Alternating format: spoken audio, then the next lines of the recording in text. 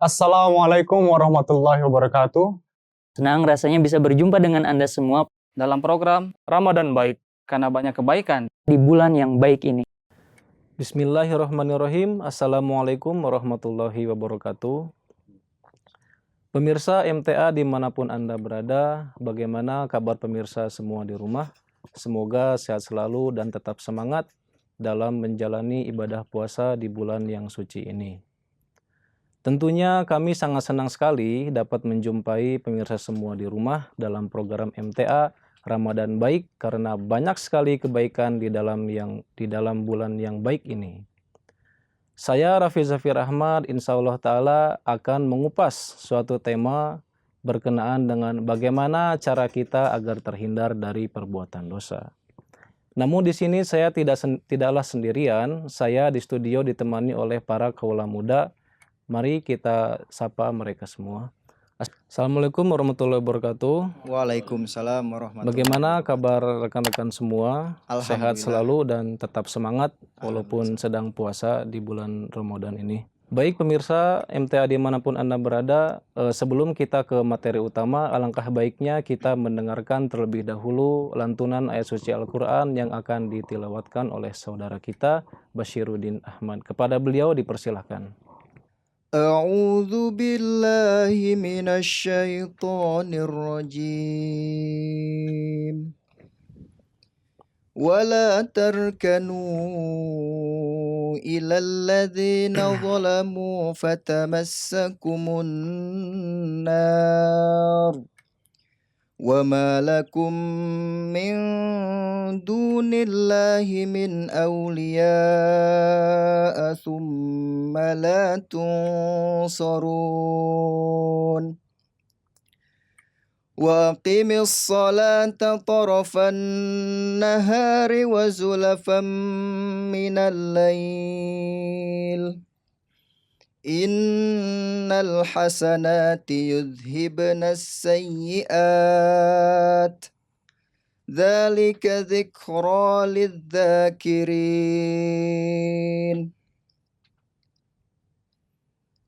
Artinya, aku berlindung kepada Allah dari godaan syaitan yang terkutuk. Dan janganlah kamu cenderung kepada orang aniaya, supaya jangan kamu disentuh api dan tiada bagimu kawan selain Allah. Kemudian kamu tidak akan ditolong. Dan dirikanlah solat pada kedua penghujung siang dan pada beberapa bagian malam. Sesungguhnya kebaikan-kebaikan akan menghapus keburukan-keburukan. Ini adalah suatu peringatan bagi orang-orang yang selalu mengingat. Jazakumullah kepada saudara kita Bashiruddin Ahmad yang telah menilawatkan ayat suci Al-Quran dengan begitu indah. Semoga kita semua senantiasa diberikan maghfirah dari Allah Subhanahu wa Ta'ala. Baik pemirsa MTA dimanapun Anda berada, kita langsung saja membahas berkenaan dengan topik kita kali ini, berkenaan dengan bagaimana cara kita bisa terhindar dari perbuatan dosa. Sebelum itu saya akan bertanya terlebih dahulu kepada perwakilan dari rekan-rekan. Jadi sebenarnya dosa itu apa gitu? Apa definisi dari dosa itu? Barangkali ada yang ingin menjawab. Silakan. Ya, menurut saya dosa itu adalah perbuatan yang sangat tidak disukai oleh Allah Subhanahu wa Ta'ala, Pak. Baik, jazakumullah atas jawabannya. Sangat betul sekali. Namun di sini saya akan memberikan perumpamaan yang dikemukakan oleh Hadrat Masih Maud alaihissalam berkenaan dengan dosa ini. Jadi beliau alaihissalam menjelaskan bahwa jadi dosa itu seperti lalat ya. Kita tahu kan lalat itu mempunyai dua fungsi. Bisa saja lalat itu memberikan racun, kemudian fungsi kedua dari lalat itu adalah sebagai penawar racun itu sendiri. Nah, demikian pula dengan manusia mempunyai dua sayap, yaitu bagaimana manusia itu berpotensi untuk melakukan perbuatan dosa atau perbuatan salah, kemudian manusia juga berpotensi untuk mengcover perbuatan salahnya itu atau perbuatan dosanya itu.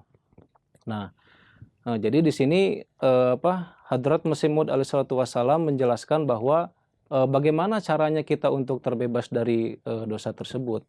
Seperti contoh tadi kan, bahwa salah satu caranya dengan kita bertaubat yang hakiki atau taubatan nasuha, yaitu taubat yang sesungguh-sungguhnya. Dalam hal ini saya akan menjelaskan tiga tips yang diberikan oleh Hadrat Masih Maud alaihissalatu wassalam, kemudian diberikan oleh Hadrat Muslim Maud radhiyallahu taalaan, dan terakhir Hadrat Mirza Bashir Ahmad MA radhiyallahu taalaan. Apabila waktunya mencukupi, saya akan menjelaskan secara detail tiga tips tersebut. Tips yang pertama yang diberikan oleh Hadrat Masih Maud alaihissalatu wassalam yaitu bahwa berkenaan dengan ini, jadi kehidupan dosa itu merupakan suatu hal yang sangat buruk semenjak bumi ini tercipta hingga hari kiamat kelak. Kenapa demikian? Sebab Hadrat Masih Maud alaihissalatu wassalam tidak pernah menyatakan bahwa setiap orang mukmin itu akan terhindar dari dosa, melainkan orang yang takut kepada Allah Subhanahu wa taala sajalah, dan orang yang bertawakal dengan sungguh kepada Allah taala sajalah yang akan terhindar dari dosa tersebut. Nah, seperti halnya ada satu contoh yang diberikan oleh beliau alaihi salatu wassalam. Ibaratnya kita itu di tangan kita tidak mengetahui bahwa benda yang ada di tangan kita itu merupakan suatu racun atau suatu racun arsenik ya, yang sangat berbahaya ya, dan kita menganggap bahwa benda ini merupakan makanan yang lezat sehingga kita tanpa ragunya akan memakan makanan tersebut. Nah, manakala kita mengetahui bahwa benda yang kita pegang ini merupakan racun yang sangat berbahaya sehingga kita bisa saja akan terbunuh oleh efek dari racun tersebut. Nah, maka secara otomatis kita itu tidak mungkin akan memakan racun tersebut kan. Demikian pula dengan dosa ini. Apabila kita sudah mengetahui bahwa itu adalah perbuatan dosa, maka kita pun tentunya akan menghindari dari perbuatan dosa itu. Nah, saya teringat sekali dengan wejangan-wejangan yang diberikan oleh Bapak misionaris in charge kita, yaitu Bapak Mirajuddin Syahid, berkenaan dengan hal ini. Jadi salah satu kunci dari kesuksesan ialah bagaimana caranya kita itu menghadirkan wujud Allah Ta'ala di dalam diri kita. Nah, tentunya apabila kita sudah mencapai tahap tersebut, ya otomatis kan segala macam kejahatan yang akan menghampiri kita akan mental semerta-merta kan, sebab kita itu sudah melebur di dalam wujud Allah Ta'ala. Nah, bagaimana cara-caranya untuk mencapai tahap demikian? Ya tentunya beliau menjelaskan, memberikan nasihat bahwa kita sering-seringlah melakukan puasa nafal, sebagaimana Hadrat Masih Maud alaihissalatu wassalam pun sering melakukan puasa nafal, sehingga terbentuklah tazkiyatun nafs, yaitu pensucian hati beliau itu kan. Kemudian kita itu hendaknya berzikir ilahi kepada Allah Ta'ala, kemudian sholat secara dawam, dan sehingga fokus perhatian kita hanya tertuju kepada Allah Ta'ala saja. Kemudian tips kedua yang diberikan oleh Hadrat Muslim Maud radhiyallahu taalaan, bahwasanya jadi manusia itu hendaknya hendaknya membersihkan atau membereskan hisabnya atau perhitungannya di masa lalu. Jadi maksud hisab ini adalah kesalahan gitu kan, perbuatan-perbuatan yang orang itu telah lakukan di masa lalu, ia hendaknya membersihkannya terlebih dahulu. Jadi banyak orang yang ingin mencapai derajat irfan ilahi, akan tetapi mereka itu melupakan langkah awal ini. Nah, sebagaimana di sini Hadrat Muslim Maud itu mencontohkan kondisi orang ini seperti ini. Nah, jadi rekan-rekan, di sini saya memegang 2 gelas susu. Nah, ini merupakan susu yang masih segar ya. Kemudian ini susu yang masih basi, yang basi lah ya. Nah, walaupun susu basi ini dari segi jumlahnya sangatlah sedikit ketimbang susu yang masih banyak ini. Apabila kita campurkan, maka secara otomatis kandungan yang ada di dalam susu ini pun akan menjadi berbeda gitu. Walaupun tadinya susu ini manis, enak kan untuk diminum, akan tetapi apabila kita minum pun akan terasa tidak enak gitu kan. Dan juga dari segi aromanya pun tidak sedap untuk kita hirup. Nah, demikian pula apabila kita membersihkan terlebih dahulu hisab kita atau perhitungan kita yang masa lalu atau kesalahan-kesalahan kita di masa lalu, insya Allah Ta'ala apabila kita ingin melaju ke arah ke depan, insya Allah Ta'ala itu akan memberikan petunjuk dan akan memberikan bimbingan secara langsung kepada kita, seperti halnya tadi kan contoh yang saya berikan. Kemudian ada contoh lagi yang sederhana berkenaan dengan ini. Jadi taruhlah misalnya ada seorang anak kecil yang sedang bermain-main di luar kan dengan tidak menggunakan alas kaki. Kemudian si anak itu nyelonong masuk saja ke rumah yang sudah dipel kan misalnya sama si ibunya. Ya otomatis kan lantainya pun akan menjadi kotor oleh anak tersebut. Kemana-mana lantai itu akan terlihat kotor.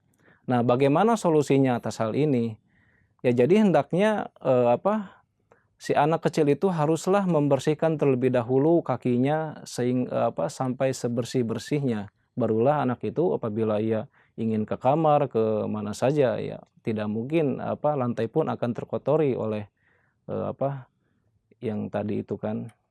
Nah, demikian pula dengan contoh yang tadi, dengan pembahasan yang tadi, apabila kita ingin melangkah lebih maju untuk meraih kesuksesan, ya kita hendaknya membersihkan terlebih dahulu hisab kita ke belakang, kesalahan-kesalahan kita. Apakah kita masih punya hutang atau tidak kan? Maka apabila derajat itu kita sudah capai, maka Allah Ta'ala akan memberikan karunia dan anugerah kepada kita untuk kedepannya. Nah, kemudian di sini Muslim Maud radhiyallahu ta'alaan menjelaskan lebih lanjut bagaimana caranya agar kita terhindar dari dosa. Nah, begitu indahnya gitu penjelasan beliau, sebab sangatlah bersinergis yang diterangkan Muslim Maud dengan Hazrat Masih Maud alaihissalam, bahwa salah satu caranya adalah dengan kita taubat yang hakiki, taubatan nasuha, taubat yang sesungguh-sungguhnya. Di dalam kitab Irfan Ilahi, di sini ada 7 step atau 7 langkah bagaimana caranya kita itu mencapai derajat taubat yang hakiki. Nah, di sini yang pertama ialah ia itu hendaknya merasa menyesal dan malu atas dosa-dosanya yang lalu. Kemudian ia senantiasa memperbaiki kewajiban-kewajibannya yang masih tertinggal di masa lalu.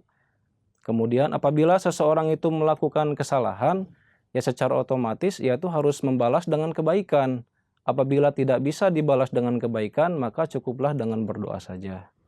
Kemudian hendaknya ia juga berjanji dan bertekad di dalam hatinya bahwa ia itu harus menanamkan rasa kebaikan di dalam dirinya, berjanji untuk tidak akan melakukan dosa lagi. Nah, insya Allah Ta'ala taubat yang hakiki itu akan kita capai. Kemudian hendaknya ia juga meminta maaf apabila telah menyusahkan orang lain. Kemudian yang terakhir adalah yaitu harus betul-betul menghapus dosa-dosanya. Kemudian tips yang terakhir yang disampaikan oleh Hadrat Mirza Bashir Ahmad MA di dalam risalah Darul Barkat. Jadi beliau mengutip satu hadis yang diriwayatkan oleh hadis Muslim. Allahumma sholli ala Muhammad wa ala Muhammad kama shallaita ala Ibrahim wa ala Ibrahim wa barik wa sallim innaka Hamidum Majid. Jadi Hadrat Rasulullah SAW bersabda, man ra'a minkum munkaran falyughayyirhu biyadihi fa illam yastati' fa bilisanihi fa illam yastati' fa bi fabiqalbihi wa dzalika adaful iman. Jadi yang artinya barang siapa di antara kamu melihat suatu hal yang bertentangan dengan agama, maka ia itu hendaknya merubah dengan tangannya. Apabila ia tidak bisa, ia harus merubah dengan lisannya. Apabila ia juga tidak bisa melakukannya, tidak bisa merubah yang tadi, ia juga hendaknya merubah dengan kolbunnya, dengan hatinya. Dan kita ketahui bahwa itu merupakan bentuk iman yang sangat lemah. Jadi maksud dari kata biadihi ini adalah bukanlah orang yang tidak memiliki kepentingan menjadi tindak kekerasan fisik kita, bukanlah demikian. Ada satu contoh misalnya seorang atasan itu melihat bawahannya itu sedang menuju ke arah perbuatan yang salah. Nah, maka tujuan utama dari atasan itu ia harus memberikan wejangan-wejangan terhadap bawahannya itu, yaitu dengan wewenang, bukanlah dengan kekerasan fisik dengan tangan kita. Kemudian arti dari fabilisanihi yaitu dengan lisan kita. Ya kita apabila melihat seseorang itu berbuat salah, ya kita hendaknya sebagai umat muslim itu memberikan wejangan secara halus, bukanlah dengan secara dengan kita ingin menggurui gitu kan, memberikan kewajangannya, bukanlah demikian, tetapi dengan bil hikmah, dengan kebijaksanaan, dengan hikmah. Kemudian yang terakhir di sini adalah fa'ilam yastati' fabiqalbihi, apabila tidak bisa juga ya ia harus merubahnya dengan kolbun, dengan hatinya. Maksud dari kolbun di sini adalah yaitu dengan doa. Nah, dengan doalah merupakan sarana ampuh bagi seseorang itu untuk merubah kepribadian seseorang.